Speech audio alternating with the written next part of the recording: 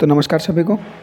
आज की इस वीडियो में हम बात करेंगे 4 पॉइंट पे, जिसमें पहला है पशु के प्रसव या ब्याने के लक्षण के बारे में, या बच्चा देते समय और उसके बाद पशु की देखभाल कैसे करें, प्रसव के बाद बछड़े की देखभाल कैसे करें, और साथ ही पशु को क्या खिलाएं क्या नहीं खिलाएं। यह सारी जानकारी आपको इस वीडियो में मिलेगी, तो लास्ट तक जरूर देखना। पहले बिंदु पर बात करने से पूर्व मैं बताऊँगा ये जानकारी जो आपके लिए बहुत आवश्यक है, भले आप किसान हो, पशुपालक हो या फिर वेटरनरी प्रैक्टिशनर। पहले बिंदु की बात करें, जैसे कि आप सभी को पता है कि एक गाय का गेस्टेशन पीरियड या गर्भाशय पूरा गर्भकाल होता है 9 महीने 9 दिन, यानी कि 280 दिन का। तो क्या होता है कि गर्भाशय पूर्ण होने के बाद पशु जो है कुछ विशेष लक्षण प्रदर्शित करता है, जिनके आधार पर हमें पता चलता है कि पशु ब्याने वाला है। तो उसके लक्षण की हम बात करेंगे। तो पशु अपना गर्भकाल पूर्ण करने के बाद अपने आप को बेचैन सा महसूस करता है, जिससे वह बार बार उठता है, बैठता है और साथ ही वह बार बार मूत्र त्याग करता है।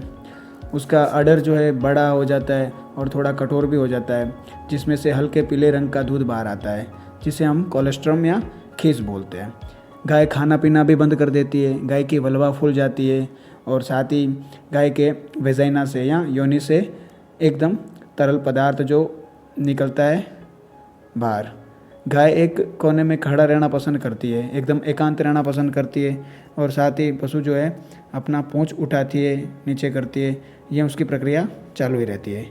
गाय की नाड़ी दर और श्वसन दर भी बढ़ जाती है और साथ ही जैसे जैसे प्रसव का समय नज़दीक आता है तो गाय का वेजाइना से पहला वाटर बैग बाहर आता है और साथ ही दूसरा वाटर बैग भी आता है और दूसरे वाटर बैग के साथ अपना बछड़ा भी बाहर निकालती है या बछड़ा भी बाहर आ जाता है।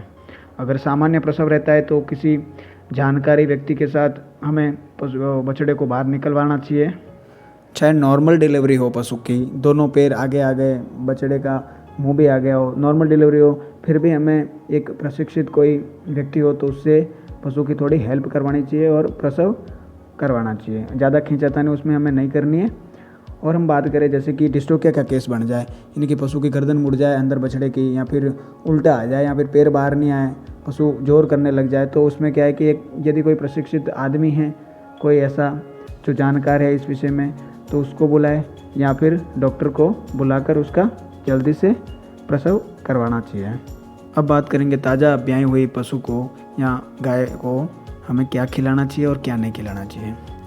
जैसे कि पशु को कभी भी ब्याने के बाद आटा यानी कि गेहूं का दलिया, बाजरे का दलिया या फिर किसी भी प्रकार का कोई भी दलिया हमें उसको नहीं देना है, क्योंकि ब्याने के तुरंत बाद जैसे कि पशु में एक तो पचाव की क्षमता कम पड़ जाती है और दलिया एक ऐसा है कि वो जल्दी से पचता नहीं, जिससे कि पशु का पेट बंद होने का शिकार या ऐसा केस देखने को मिलता है। पेट बंद हो जाता है पशु का, एसिडोसिस हो जाता है और पशु जो है एकदम से खाना पीना छोड़ देता है, और जिससे क्या है कि पशु कमज़ोर हो जाता है और बीमार पड़ जाता है और पेट जो है जल्दी से खुलता नहीं, पाचन होता नहीं, गोबर बंद हो जाता है।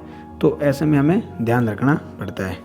दूसरा हम बात करें पशु को क्या खिलाना चाहिए। ताज़ा ब्याए पशु को हमें गुड़ खिलाना चाहिए 300 से 400 ग्राम यदि बड़ा पशु है तो। साथ ही हम उसमें मिलाएंगे अजवाइन 100 ग्राम और मेथी भी मिला सकते हैं 100 या 200 ग्राम यदि बड़ा पशु है तो। साथ में उसको हम दे सकते हैं सूखा चारा।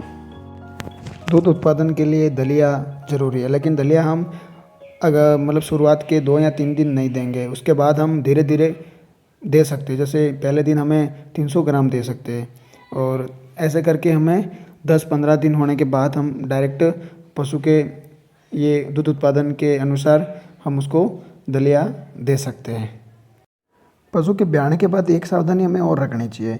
जैसे कोई संकर नस्ल हो, विदेशी नस्ल हो, ज़्यादा दूध उत्पादन करने वाली नस्ल हो, तो उसमें क्या है कि ब्याने के बाद एकदम से कमजोरी आ जाती है या उसमें कैल्शियम की कमी देखने को मिलती है, मिल्क फीवर ऐसे बीमारी हो जाती है। तो उसमें क्या है कि पशु एकदम से गिर जाता है, उसमें कोई जान नहीं रहती, एकदम गर्दन नीचे करके लेट जाता है। तो उस कंडीशन में हमें सीबीजी चढ़ानी रहती है, उसमें कैल्शियम चढ़ाना रहता है। तो हमें ध्यान रखना चाहिए, यदि कोई ज़्यादा दूध उत्पादन वाला पशु है तो उसको हमें ब्याने से पहले उसको कैल्शियम देना चाहिए और ब्याने के बाद भी हमें कैल्शियम देना चाहिए। कई सारे कैल्शियम जेल बाज़ार में मेडिकल स्टोर पे उपलब्ध है, तो वो हमें देने चाहिए। और साथ ही में यह ध्यान रखना है कि पशु के तुरंत ब्याने के बाद कभी जो खीस रहता है उसका प्रथम 2 या 3 दिन का जो दूध रहता है उसको हमें एक साथ नहीं निकालना चाहिए। दिन में 2 या 3 बार उसको निकालना, धीरे धीरे निकालना, बछड़े को पिलाना, ऐसे कर सकते हैं, लेकिन उसको हमें एक साथ निकालना नहीं चाहिए, जिससे क्या है कि पशु में कमजोरी ना आए। बहुत से पशुपालक ऐसे होते हैं जो कि प्रथम दूध जो रहता है, खीस जो रहता है, उसको गंदा समझ के एक साथ निकाल के फेंक देते हैं, बल्कि ऐसा हमें नहीं करना चाहिए। पशु को ब्याने के बाद जो प्रथम दूध रहता है धीरे धीरे करके निकालना और साथ ही उस बछड़े को भी पिलाना दिन में 2 या 3 बार। यदि प्लेसेंटा नहीं गिरा है तो हम यदि पशु को काफ को बार बार सकिंग कराएंगे, दूध पिलाएंगे, तो ऐसे में क्या है कि गर्भाशय में संकुचन होगा, जिससे क्या है कि पशु जो है जहर जल्दी से डाल देगा। और यदि ऐसा कोई केस देखने को मिले जैसे प्लेसेंटा नॉर्मली जैसे 7 से 8 घंटे में गिर जाता है, लेकिन इससे भी ज़्यादा समय हो जाए तो 12 घंटे तक हमें और इंतज़ार करना चाहिए।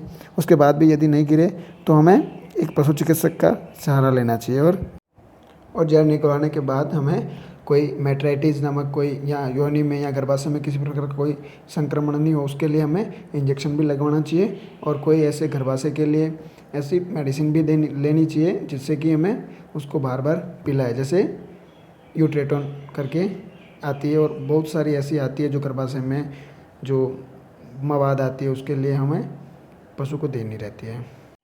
तो फाइनली आपको ये जानकारी कैसी लगी कमेंट करके ज़रूर बताएं, और भी इसी तरह के वीडियो देखने के लिए मेरे चैनल को सब्सक्राइब जरूर करें। धन्यवाद।